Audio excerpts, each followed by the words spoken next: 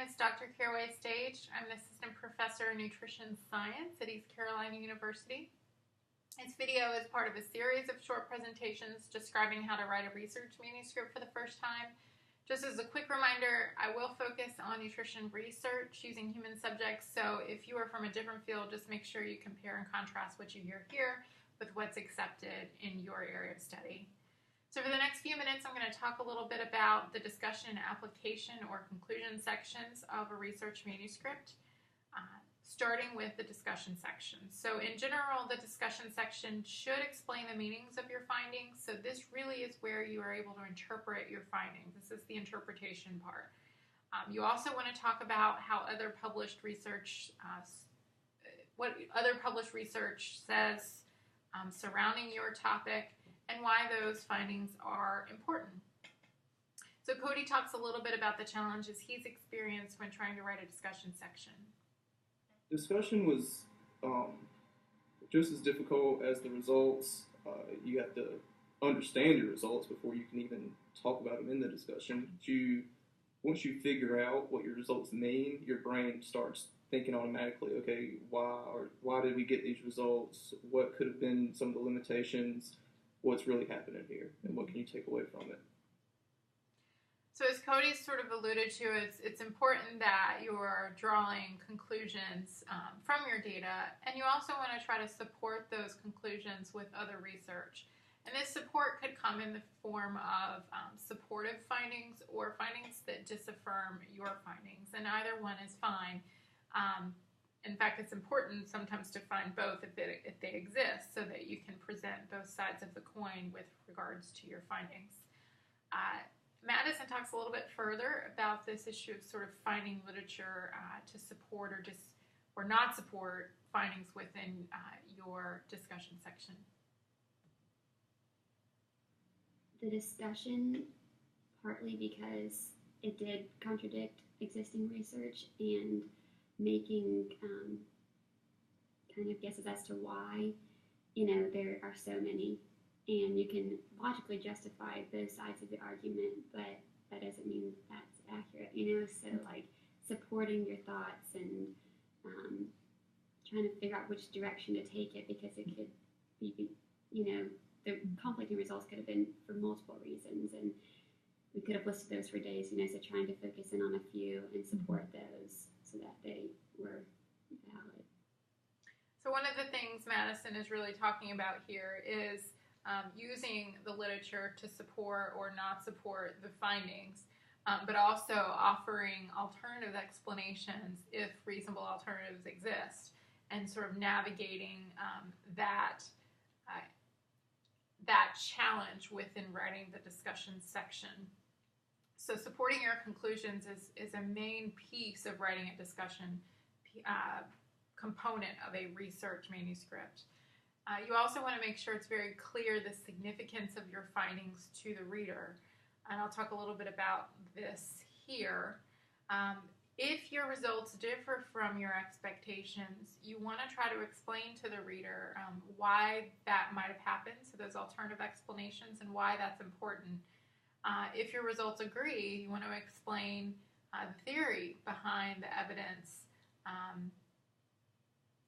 that supported these particular findings. It's never really appropriate just to simply state that the data agreed with the expectations and then let it drop.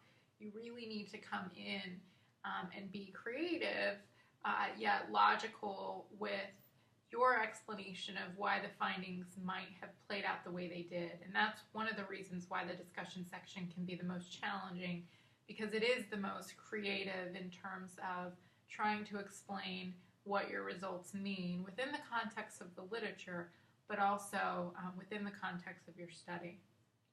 Now, some things to avoid, which are really important to consider as you're writing the discussion section. Make sure you don't forget to discuss your limitations. Many people actually include this sort of a subsection towards the end of their discussion. And in your limitations, you want to think about your study design and how well that design addressed your research questions. Were there proper controls in place? What kinds of things were less than ideal in terms of the study that you designed or implemented? The biggest mistake that some students typically make in the discussion section has to do with superficial or overreaching interpretations as well. Superficial as in not really understanding how important or large the findings were, or overreaching where they're sort of overemphasizing the meaning behind their results, or they're interpreting things to mean more than they do. So they interpret the meaning behind their results to be more or less than they really are. So it's necessary that we suggest why the results came out the way we did, but we have to do that within a reason. It's important to sort of focus on the mechanisms behind the findings as a way to help navigate that. You want to make sure that you do compare your findings to others, even though this is such a huge component. Some people forget to do this. So make sure you do discuss similarities and differences in your findings and other findings. And make sure that the reader can understand the findings of your study within the context of the larger problem. When you refer to information in your discussion, make sure that it's clear to the reader whose study you're discussing. Is it your study or is it others' study? So when you're reading through and when you're initially writing and when you're drafting, make sure that others can understand that part, that you're talking about your study here or you're talking about another study there. And finally, don't present new results. This happens more often than you would think. If the results were not presented in the results section, they should not be discussed in the discussion section. Think about creating an outline. So when you're thinking about an outline for a discussion, start with restating your purpose, providing some general background. Try not to repeat the introduction too much, but make sure that you remind the reader of the purpose of your study and why the study is important.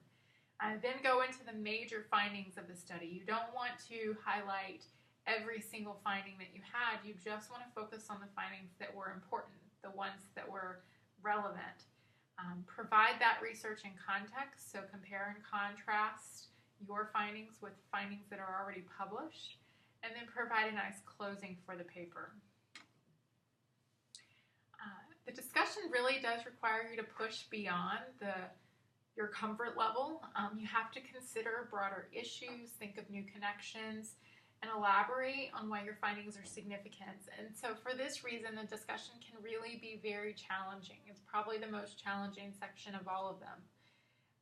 The section can also vary in length, the shape, and structure. And so much diversity can make it difficult to construct. But there is still some structure that can be followed. So we talked about the introduction several videos back being broad and then narrow. The discussion should be opposite. So you should start narrow with your purpose, your research questions, and then move broad where you're discussing the findings of your study within the context of other studies. Finally, I want to encourage you to really think through your discussion section. Take time to do this. Discussions are not just rehashing your results. If you feel like you're rewriting your results, then you're probably not doing something correct. If you think about your results section, it should be fairly short in terms of length. You're only presenting data. There's no interpretation. When you get to your discussion, it should be longer because now you're interpreting your results. You're thinking of the important findings, and then you're discussing through them in terms of how your findings are relevant to what we already know in the literature and how your findings are important for the field. Allender talks a little bit about this aspect of thinking through your findings. Discussion applications were probably the most difficult part. The discussion is brainstorming. You kind of have to think about it when you're, doing other assignments or walking to class and just kind of like process it in your mind and figure out what could cause your results.